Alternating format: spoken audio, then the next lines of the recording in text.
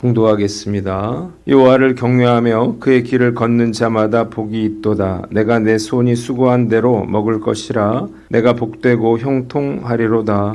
내 집 안방에 있는 내 아내는 결실한 포도나무 같으며 내 식탁에 둘러앉은 자식들은 어린 감람나무 같으리로다. 여호와를 경외하는 자는 이같이 복을 얻으리로다. 여호와께서 시온에서 내게 복을 주실지어다. 너는 평생에 예루살렘의 번영을 보며 내 자식의 자식을 볼지어다. 이스라엘에게 평강이 있을지로다. 이스라엘은 이제 말하기를 그들이 내가 어릴 때부터 여러 번 나를 괴롭혔도다. 그들이 내가 어릴 때부터 여러 번 나를 괴롭혔으나 나를 이기지 못하였도다. 밭가는 자들이 내 등을 갈아 그 고랑을 길게 지었도다. 여호와께서는 의로우사 악인들의 줄을 끊으셨도다. 무릇 시온을 미워하는 자들은 수치를 당하여 물러갈지어다.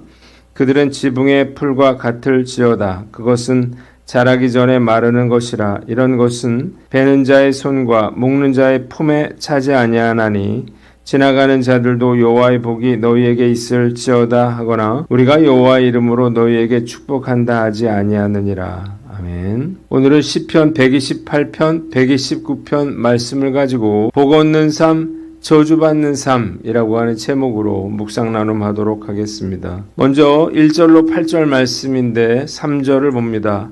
내 아내는 결실한 포도나무 같으며 자식들은 감람나무 같으리로다 라고 했습니다.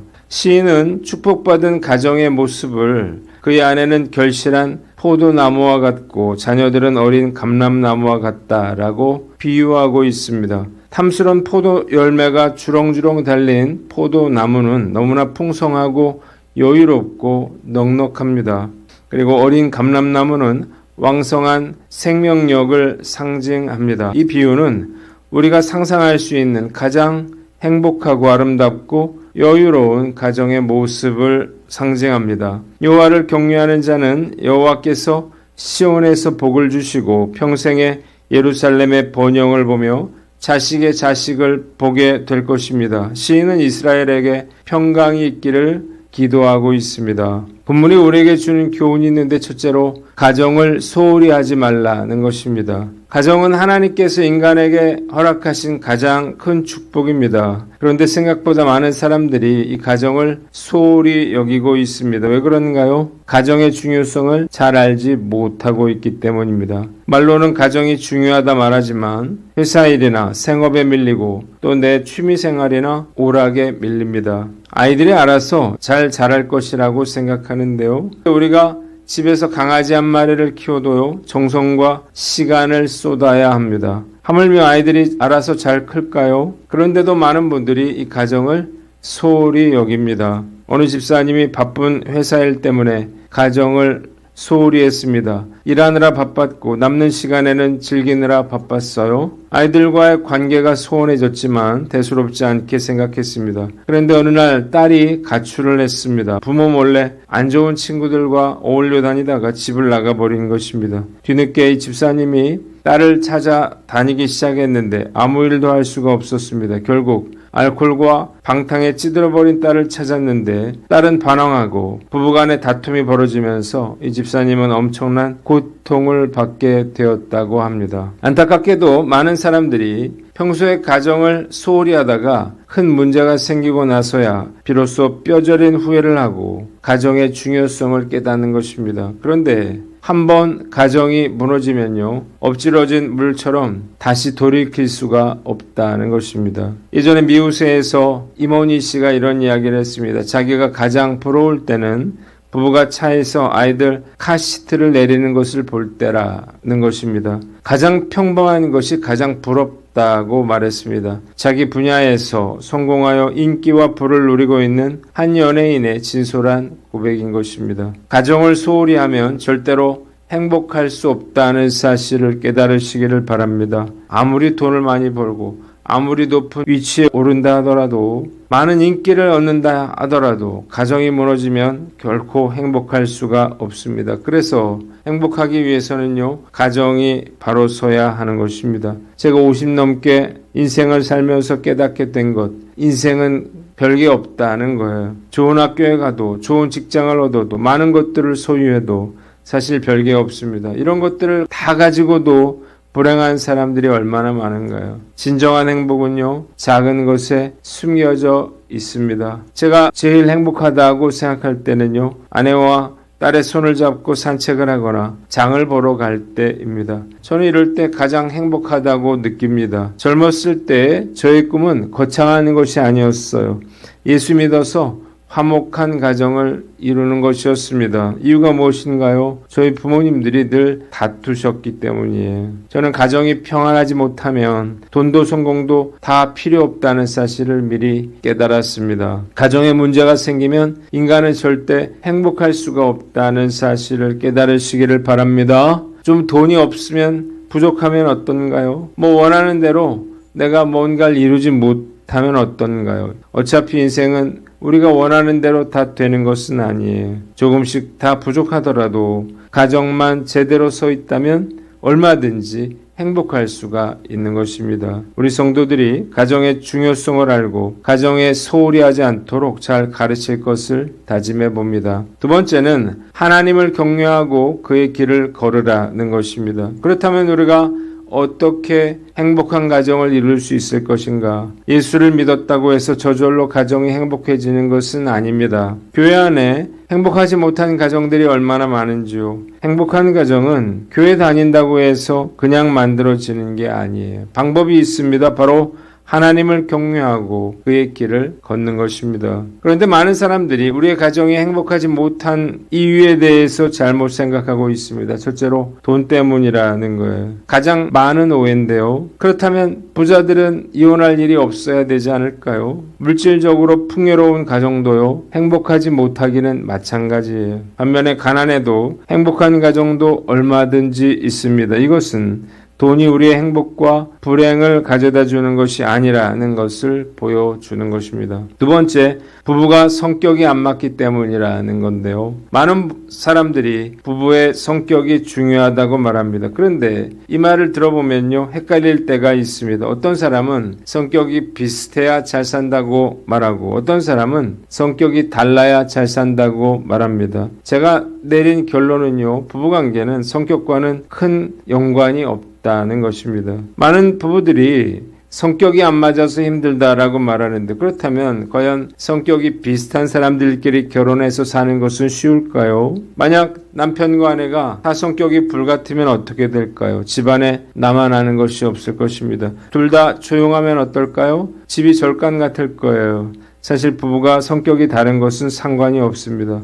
부부가 다투는 가장 중요한 이유는요, 인간의 죄성 때문인 것입니다. 모두 자기가 옳다고 생각해요. 나한테 모든 것을 다 맞추라는 거예요. 그래서 다툼이 벌어지는 것입니다. 어떤 집은 아빠가 왕이에요. 모든 것을 아빠가 결정합니다. 어떤 집은 엄마가 모든 것을 결정합니다. 엄마가 하고 싶은 대로 합니다. 어떤 집은 아이가 왕이에요. 아이가 원하는 대로 모든 것이 결정이 됩니다. 그런데요, 그렇게 되기까지 얼마나 많은 다툼이 있었을까요? 문제는 그 왕자가 결코 영원하지 않다는 것입니다. 방심하면 빼앗길 수 있습니다. 아이들도요, 지금은 어쩔 수 없어서 참고 있을 뿐이에요. 예전에 자기가 크면요, 부모를 혼내주겠다고 말하는 아이를 보고 놀란 적도 있었습니다. 이런 가정이 어떻게 행복할 수가 있을까요? 결국 우리가 행복한 가정을 이루기 위해서는요, 가족 구성원 전체가 하나님을 경외할 줄 알아야 하는 것입니다. 하나님을 경외하는 가정은 행복할 수밖에 없죠. 왜 그런가요? 하나님을 왕으로 삼고 살게 되기 때문입니다. 하나님을 경외하는 가정은요, 한 사람의 뜻이 아니라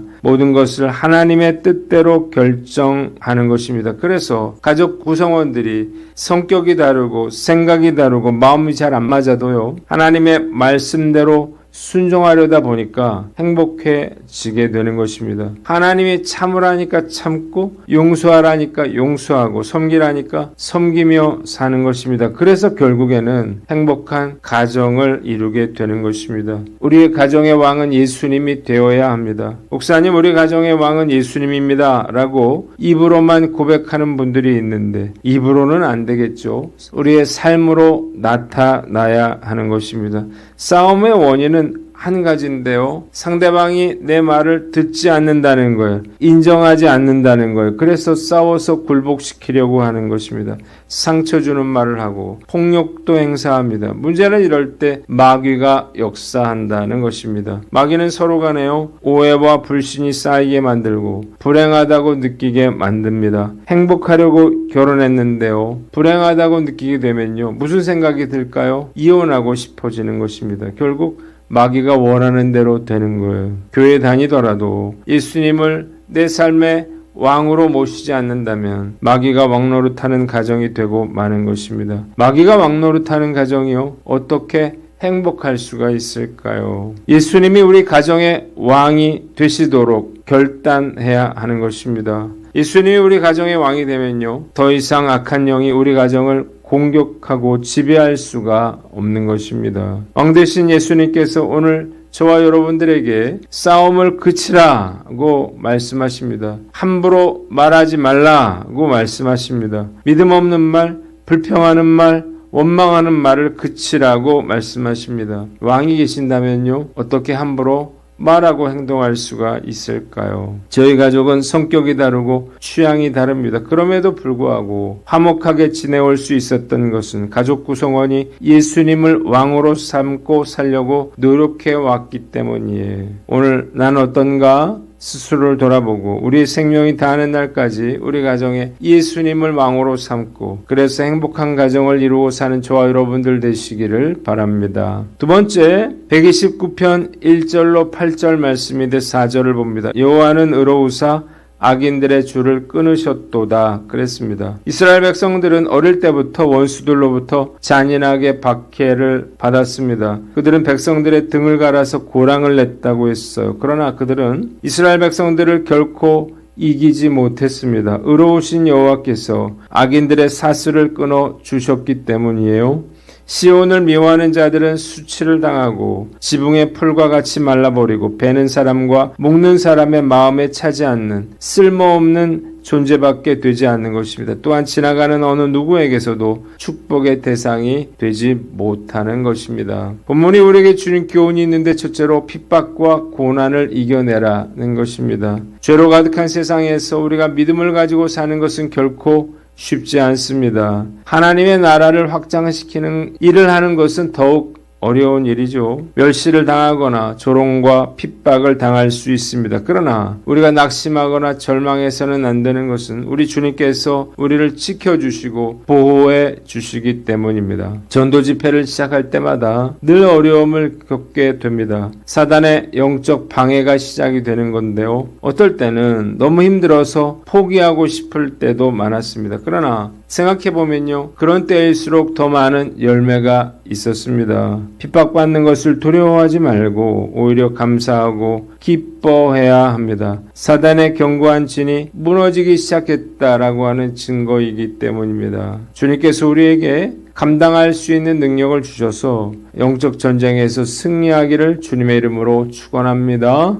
마지막으로 위대하고 가치 있는 인생을 살라는 것입니다. 6절 이하에 시온을 미워하는 자들은 수치를 당하고 지붕의 풀과 같이 말라버리고 베는 사람과 묶는 사람의 마음에 차지 않는 쓸모없는 존재밖에 되지 않고 어느 누구에게서도 축복의 대상이 되지 못한다는 말씀이 제 마음에 들어옵니다. 하나님 없는 인생이 얼마나 무가치하고 보잘것없는가를 잘 보여주는 말씀이에요. 하나님을 알지 못하고 세상의 것들을 쫓아 사는 사람은 아무리 출세하고 부귀 영화를 누린다 하더라도 쓸모없는 존재요, 무가치한 사람일 뿐이에요. 이런 사람들을요, 우리는 부러워하지 말아야 합니다. 너무 감사하게도 하나님께서 저를 택하여 주셔서 하나님의 자녀를 삼아 주셨습니다. 얼마나 다행스럽고 감사한 일인지 몰라요. 더욱이 주님을 섬기며 하나님의 나라를 확장시키는 일에 쓰임받게 하여 주시니 감사하고 또 감사할 뿐이에요. 끝까지 변질되지 않고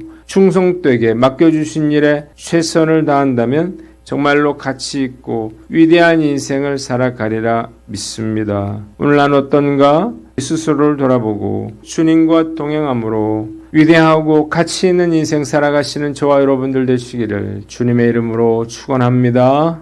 기도하겠습니다. 하나님 아버지, 우리의 가정을 소홀히 하지 않고 하나님을 경외하며 핍박과 고난을 이겨내고 위대하고 가치 있는 인생을 살게 하여 주시옵소서.